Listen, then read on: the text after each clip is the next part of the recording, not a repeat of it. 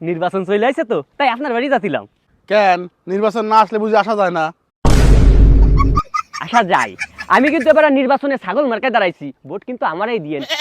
না না বাপু, আমার ভোটটা তো তোমার দিতে পারবো না নে। কে চাচা, পারবেন না কে? কারণটা হচ্ছে আমি একজনের কথা দিয়ে ফেলাইছি, আমার ভোটটা আমি তারাই দেবো। তাছাড়া সে আমার 500 টাকা দিয়ে গেছে। কি 500 টাকা? এই চাচার 1000 টাকা দে।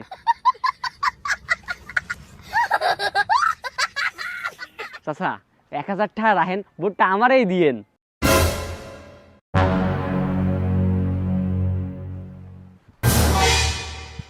চাচা এটা কি হলো? এই তো ভাইস্তে, আমার ভোটটা 1000 টাকা বেঁচে দিলাম, কেমন হলো? চাচা আপনি যে আপনার মূল্যবান ভোটটা মাত্র 1000 টাকায় বেচে দিলেন, ও যে 5টা বছর কিভাবে লুইটে ফুটে খাবে আপনি কি একবার চিন্তা করে দিয়েছেন? আপনি তো কিছুই জানেন না। আমি বলতেছি এই 1000 টাকা যে দিছে আপনারা, এই টাকা উঠানোর জন্য ওরা করবে কি সরকারি অনুদান, যেমন বয়স্ক ভাতা, বিধবা ভাতা, পঙ্গু ভাতা, তারপর হচ্ছে কম্বল, তারপর হচ্ছে 30 কেজি চাল, 10 কেজি চাল, এই যত প্রকার অনুদান আছে, এমনকি রাস্তার যে সমস্ত কাজ আছে, এই কাজের টাকা ওরা মেরে খাবে, আপনারা কিছুই দেবে না। আপনি এই টাকা নিয়ে কত বড় অপরাধ করছেন জানেন?